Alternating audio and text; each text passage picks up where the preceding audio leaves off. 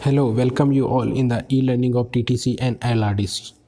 Myself, Rajkumar Verma, working as a lecturer in Electrical Engineering Department at Department of Technical Education, Rajasthan. Previous lecture जिसके अंदर हमने different type of windings उनके बारे में study की है, जिसमें मैंने कवर करवाया है single layer winding, double layer winding, उसके बाद में full pitch winding, short pitch winding, फिर integral slot winding and the fractional slot winding. इन सब के बारे में डिटेल में हम स्टडी कर चुके हैं। Today we are going to study about the developed winding diagram of three phase induction motor. तो अपने पास में जो मोटर्स अवेलेबल हैं वर्ल्ड वाइड, तो या मार्केट में जो अवेलेबल है या इंडस्ट्रीज में जो अवेलेबल है, उसमें जो 90% जो मोटर्स होती हैं वो या तो 24 स्लॉट्स की बनी होती हैं या 36 स्लॉट्स की बनी हुई होती हैं। और उसमें भी दो टाइप की वाइंडिंग हो सकती हैं, सिंगल एयर वाइंडिंग हो सकती है, डबल एयर वाइंडिंग हो सकती है। जैसे कि मैंने प्रीवियस क्लासेज के अंदर बताया है कि अगर सिंगल एयर वाइंडिंग होगी तो उसमें जो नंबर ऑफ़ कॉइल्स हैं वो होंगी आपकी number of slot divide by 2। तो अगर 24 स्लॉट है तो उसमें नंबर ऑफ़ कॉइल्स कितनी होंगी आपकी 24 डिवाइड बाई 2, तो 12 कॉइल्स। और अगर डबल एयर वाइंडिंग है तो जो नंबर ऑफ़ वाइंडिंग कॉइल हैं वो होंगी आपकी नंबर ऑफ़ स्लॉट के बराबर, दैट इज़ 24। इस तरह से 36 स्लॉट्स दिए हुए हैं, तो सिंगल एयर वाइंडिंग के अंदर नंबर ऑफ कॉइल्स कितने होंगे आपके स्लॉट्स डिवाइड बाई 2, तो होंगे 36 डिवाइड बाई 2 तो 18 होंगी। और डबल एयर वाइंडिंग के अंदर नंबर ऑफ कॉइल्स कितने होंगे आपके नंबर ऑफ स्लॉट यानी 36 के बराबर ही होंगे। ये तो हमने क्लासिफिकेशन किया on the basis of number of slots. Now we are going to classified the induction motors on the basis of nature of work, यानी कार्य करने की प्रकृति के बेसिस पे। तो अगर आपको हाई स्पीड की नीड है तो उस कंडीशन के अंदर 2 पोल मशीन इज यूज्ड, क्योंकि अपना जो RMF होता है that is rotating magnetic field, उसकी वैल्यू होती है 120 F/P। तो F अगर आपकी 50 हर्ट्ज दे रखी है तो जो NS है सिंक्रोनस स्पीड है वो कितनी होगी RMF की, दैट इज़ 3000 RPM। तो इस पर्टिकुलर 2 पोल की अगर मशीन है तो उसके अंदर जो स्पीड है रोटर की वो होगी 2880 यानी 2880 RPM।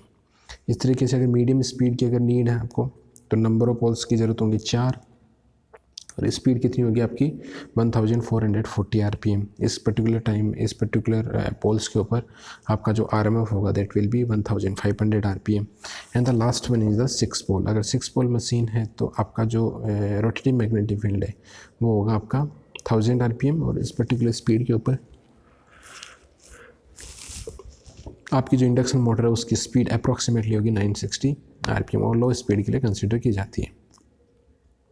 अब हमारे पास में अगर 3-फेज डेवलप्ड वाइंडिंग डायग्राम हम देखें तो अलग अलग तरीके से बन सकते हैं। 24 स्लॉट, अगर सिंगल एयर वाइंडिंग लिए तो जो नंबर ऑफ पोल्स होंगे वो कितने होंगे 12 होंगे अगर 2 पोल की मशीन है। और अगर डबल एयर वाइंडिंग है सेम 24 स्लॉट है तो जो नंबर ऑफ कोइल्स हैं वो भी कितनी होंगी आपकी 24 होंगी। और अगर 4 पोल मशीन है 24 स्लॉट और सिंगल एयर वाइंडिंग है तो नंबर ऑफ कोयल 12 होंगी, और डबल एयर वाइंडिंग है तो आपकी 24 स्लॉट ही होंगे तो 24 कोयल ही होंगी। तो हम एक केस लेके चलते हैं,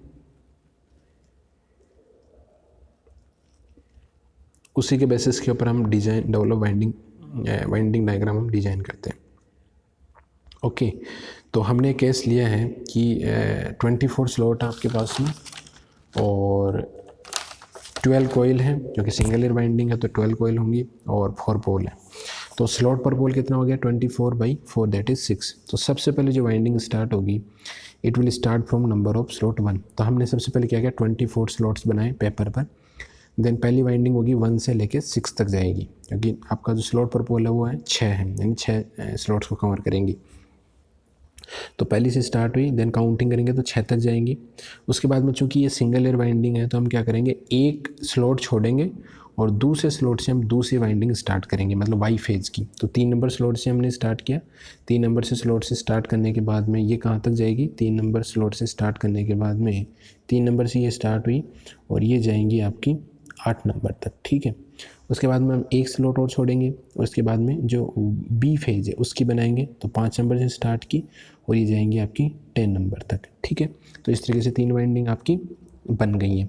फिर हम क्या स्टार्ट करेंगे कि 6 नंबर के बाद में 7 नंबर है उससे वापस अपन आर फेज स्टार्ट करेंगे तो आर फेज 6 के नंबर के बाद में ये जाएगा 12 पे, ठीक है। और यहाँ से 12 से फिर हम एक छोड़ेंगे, एक छोड़ने के बाद में 9 से स्टार्ट होगी और ये जाएगी 14 तक, फिर हम एक छोड़ेंगे, फिर 11 से स्टार्ट होगी और ये जाएगी आपकी 16 तक, ठीक है। तो इस तरीके से हम इसको कंप्लीट करेंगे। तो 1 by 1 R phase, Y phase और बी फेज को हम कंप्लीट इस तरीके से हम कर सकते हैं।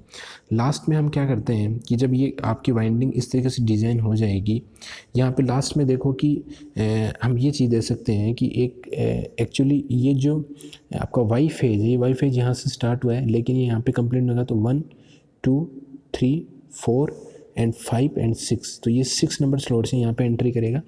इसी तरीके से जो लास्ट फेज है आपका, ये यहाँ से अगर एक स्लॉट छोड़ के हमने यहाँ से स्टार्ट किया तो 1 स्लॉट 2 स्लॉट 3 4 एंड 5 एंड 6, ये 6 नंबर स्लॉट से अपने क्या करेगी, एंटर करेगी। तो ये यहाँ पे 1 और 2 करे क्योंकि यहाँ पे कंप्लीट नहीं हो रहा है, क्योंकि आपकी जो मोटर होती है वो राउंड शेप के अंदर होती है, कभी भी हॉरिजॉन्टल नहीं होती है। तो ये तो अपन क्योंकि ऑन पेपर 2D में बना रहे हैं तो we have to design like this only, okay. ये वाली बात हुई इसकी। अब हम क्या करेंगे, सारे के सारे जो टर्मिनल्स हैं उनको हम यहाँ से क्या कर लेते हैं, आउट कर लेते हैं। तो ये आर फेज की 4 आपकी होंगी, 1 2 ये होगी, तीसरी होगी और ये आपकी चौथी होगी। तो हम क्या करेंगे, इसका एंड जो टर्मिनल है वो सेकंड वाली के एंड से कनेक्ट करेंगे इस तरीके से। इसका जो स्टार्टिंग टर्मिनल है वो अगली के स्टार्टिंग टर्मिनल से, इस तरीके से अगली का जो एंड टर्मिनल है वो इसके एंड टर्मिनल से, और जो एस टर्मिनल है इसका स्टार्टिंग और पहली वाली का स्टार्टिंग हम बाहर ले लेते हैं। तो इसको हम दे देते हैं नाम U1 और इसको देते हैं हम U2, ठीक है। इसी तरीके से जो वाई फेज है उसके भी सारे के सारे टर्मिनल हम बाहर निकाल लेंगे। तो वाई फेज कौन कौन से है, ये वाला है, ये 1, ये 2, ये आपका 3 और एक टर्मिनल ये, एक टर्मिनल ये, सब पे अपनी स्टार्टिंग एंडिंग लिख देंगे। एंडिंग को नेक्स्ट वाले एंडिंग से मिलाएंगे, स्टार्टिंग को नेक्स्ट वाले की स्टार्टिंग से मिलाएंगे और फिर एंडिंग को नेक्स्ट वाले के एंडिंग से मिलाएंगे। और जो स्टार्टिंग के 2 टर्मिनल उनको बाहर ले लेंगे और उन पे हम डाल देंगे V1 एंड V2, V1 और V2, ओके। इसी तरीके से जो लास्ट फेज है उसके भी टर्मिनल से हम बाहर ले लेंगे और स्टार्टिंग एंडिंग टर्मिनल को नेक्स्ट के एंडिंग से, पहले के स्टार्टिंग को नेक्स्ट के स्टार्टिंग से, देन एंडिंग को उसके एंडिंग से, और स्टार्टिंग के 2 टर्मिनल को हम नाम दे देंगे W1 और W2। तो इस तरीके से हम 3 फेज जो वाइंडिंग है, 3 फेज जो वाइंडिंग यानी आपके इंडक्शन मोटर की, उसको हम डिज़ाइन कर सकते हैं इस तरीके से। तो हमारे पास क्वेश्चन था कि 24 स्लॉट है आपके पास में, 12 कोयल है, 4 पोल हो, सिंगल लेयर वाइंडिंग डिज़ाइन करनी है। तो हम इस तरीके से इसको डिज़ाइनिंग कर सकते हैं यूजिंग स्लॉट पर पोल। अगर आपको 36 स्लॉट्स दी हुई है और सिंगल लेयर वाइंडिंग है तो नंबर सबसे पहले आपको 36 स्लॉट्स बनाने हैं, 36, और नंबर ऑफ पोल अगर 4 है तो 36 डिवाइड बाई 4 कितने आ जाएंगे आपके, 9 आ जाएंगे। तो 1 से लेके 9 तक आपके ये स्लॉट्स आ जाएंगे। 1 से 9 से आपको उसी तरीके से कैलकुलेशन करते हुए वाइंडिंग की डिज़ाइनिंग करनी है। तो इस तरीके से आज के लेक्चर के अंदर हमने 3 फेज जो वाइंडिंग, 3 फेज इंडक्शन मोटर है उसकी सिंगल एयर वाइंडिंग के बारे में हमने स्टडी की है। Thank you very much.